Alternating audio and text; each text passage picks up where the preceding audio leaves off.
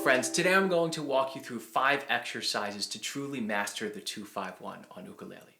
Hop on over to my website and grab the free PDF to go along with this lesson. We're only going to be using 3 types of chords. We're going to be using our diminished 7th chord, we're going to use our major 6th, and we're going to use our minor 6th.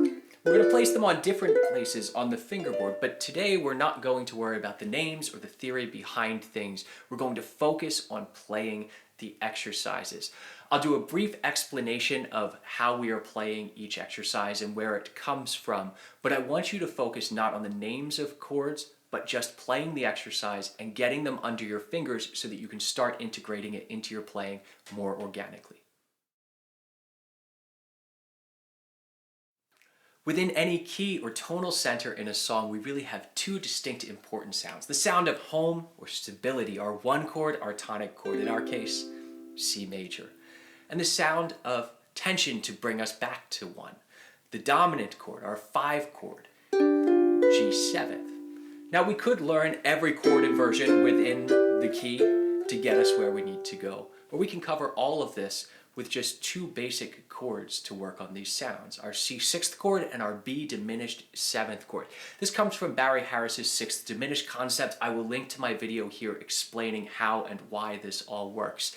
But what we're listening for in this first chord scale is the sound of home, our C 6th chord, the sound of tension, our B diminished 7th chord. Our next chord up, another C 6th inversion, B diminished 7th, tension, C 6th, home, B diminished 7th, tension, C 6th, home, B diminished 7th, and then we're right back across the 12th fret to the same voicing. So this gives us our 4 major 6th chord voicings and our diminished 7th chord voicing. Now we're going to put on the backing track and play this scale twice along with it. And what I want you to focus on is just that sound of stability and tension. 1, 2, 3.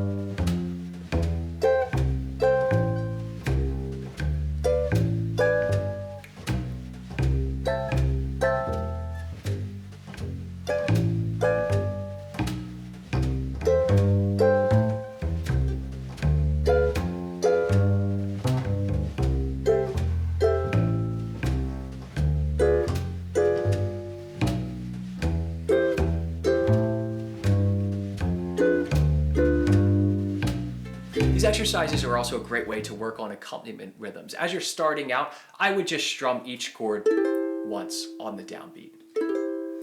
As you get more comfortable with the chord voicings, just strum 4 to the floor. Play along with the bass. And then when you're comfortable with that, you can start using the accompaniment rhythm that I'm using, which sounds like this. 1, 2, 3, 4, 1, and 2, and 3, 4, 1, and 2, and 3, 4. Or you can try any accompaniment rhythm that you would like over top of this that might complement a song that you're working on. Now on to our next exercise. From here on out, our home chord is not going to change. Our major 6th inversions will stay exactly the same. We're going to be working on the dominant tensions that we can add to this chord progression. The first thing we're going to start with is changing our diminished 7th chord to a minor 6th chord. Our diminished 7th chord is great and it provides a lot of tension, but it's a little ambiguous in where it wants to go. You probably know that diminished 7th chords can resolve a lot of different places. So we're going to give this more direction to C by just changing one note. In our 6th diminished scale, we will have one note that isn't in the key of C major, and that's the A flat here. So if we take that in each of our diminished chords, and we move it on up to an A, we get a minor 6th chord. This is a D minor 6th, and you may say, Chris, this is a minor 7, flat 5, or this is a dominant 9 chord, and you're exactly right. But today we're not worried about the names of chords. We're worried about the function of them and how we can actually remember what's going on. So we're going to focus on all of these shapes that we're about to learn as minor 6th chord shapes. And you can also see this as how we can find it from our major 6th. If this is major 6th, this would also be a major 6th shape, right? And we're dropping the 3rd down. It's a minor 6th. We can think about those relationships between the chords or the relationship to our diminished chord. Notes are always moving. Chord shapes come from movement within chords. So as we go up our scale, we're just going to substitute these minor 6th voicings where the diminished was. We're changing the A flat to an A. So we have home, there's a minor 6th, major 6th, minor 6, major 6, minor 6, major 6, minor 6, major 6. So now let's turn on the backing track, try this along with it, and hear how the tension brings us now more strongly back to the tonal center of C as opposed to just providing tension.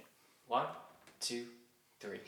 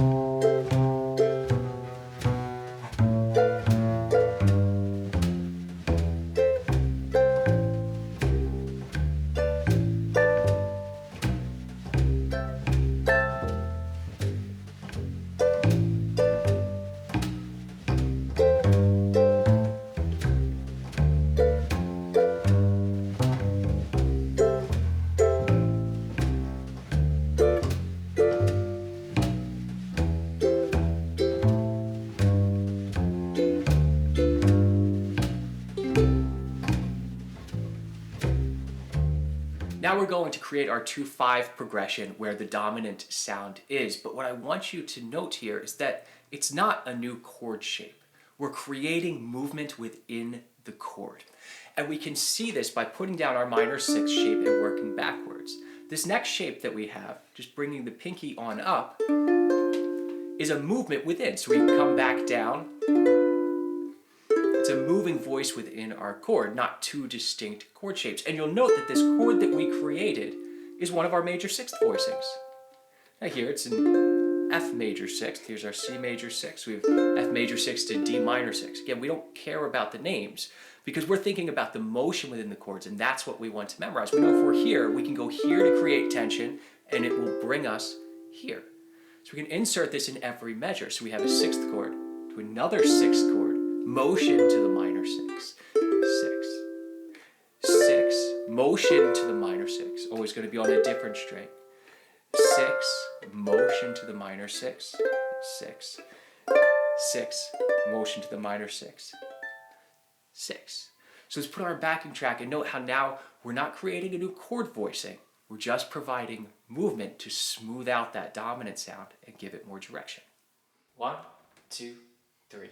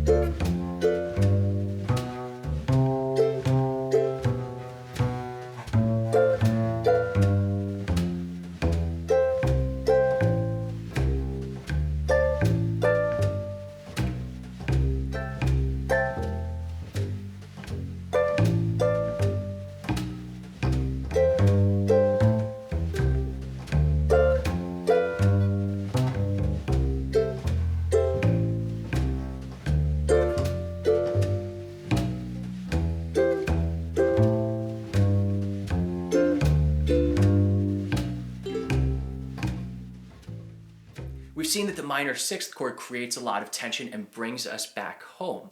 And what we can do is where we already have a minor sixth chord, we can start to substitute different minor sixth chord shapes. We only have the 4 that we've worked on. We're just going to play them in a different order now. And it's going to give us a different sound of tension. In this case, it's our tritone substitution. I'll link here to my video on chord substitutions if you want to understand why this works. But I think you should just listen to it and feel what it has to tell you. So we start out on our 6th chord, go to the same next 6th chord, but then we're going to play this minor 6th.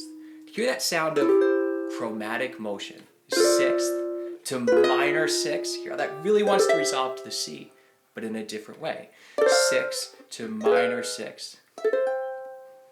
And then finally 6, our last minor 6 voicing, to 6.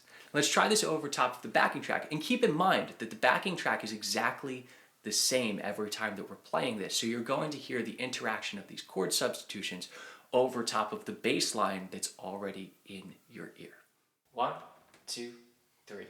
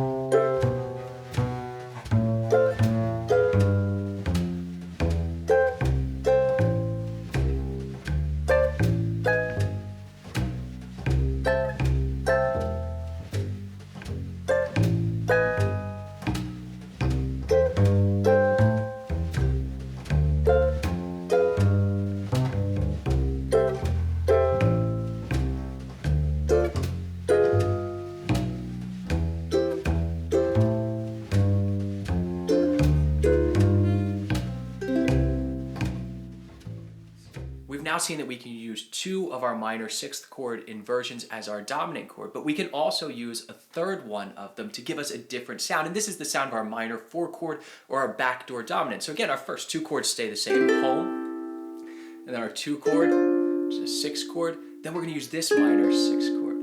Hear how that kind of targets us down a little bit? It's a bit darker sounding than the tritone substitution, which is a bright sounding substitution.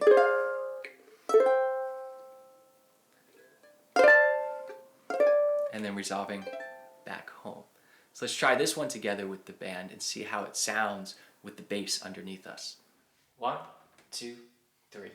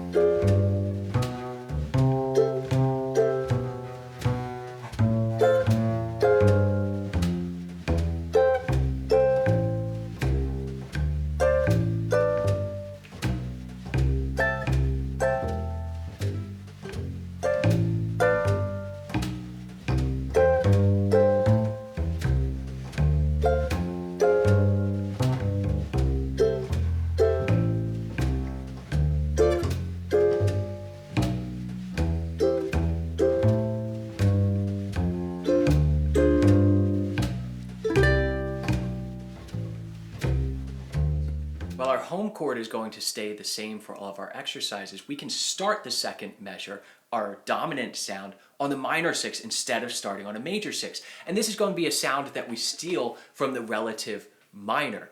So what we're going to be playing here is this minor 6 chord shape. And then as we think about resolving that tension, much as we did in the major 2-5-1, we just moved one note, remember? We're going to move that same note just over top of a minor 6 chord. So that now gives us a diminished 7th chord. So still just one voice movement within the chord. And it's going to give us this darker sounding 2-5-1. So we have this to this. Start on our next minor 6. Next minor 6. Our final minor 6 to diminished to 6. Let's try that and see how it sounds with the band. 1, 2, 3.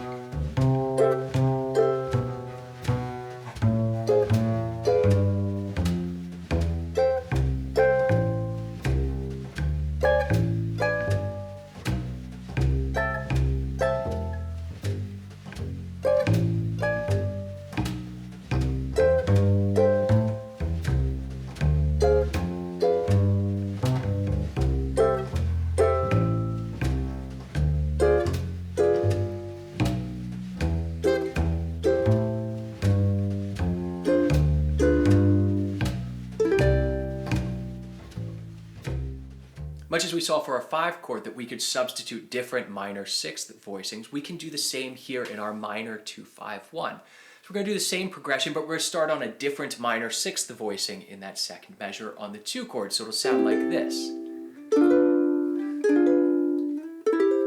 Now this minor is actually targeting our relative minor of A minor, but C6th and A minor 7th are the same chord. So we can use this also to target C6th and get an even darker sound. So it's a different way of going minor 6th to diminished 7th to 6th, minor 6, diminished 7, 6. Let's try that last one along with the band.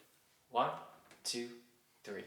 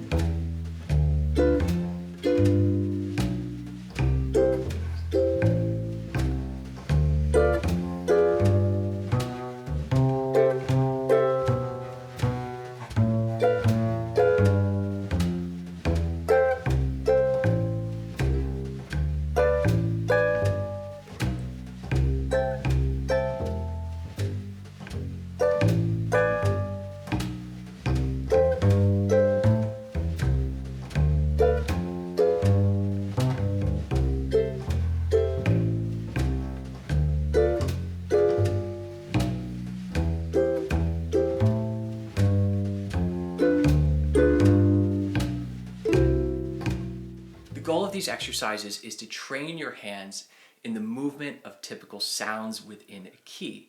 So that when we see a D minor 7th to G 7th or just a G 7th in a song, we know that we have all of these options available to us, and we're not thinking about theoretically what's going on, but we're thinking about the movement of the voices inside our dominant chord and how we can impart a new sound of tension on this dominant sound. Now, of course, you can take these exercises much further. You could substitute your 1 chord maybe with a 3 chord.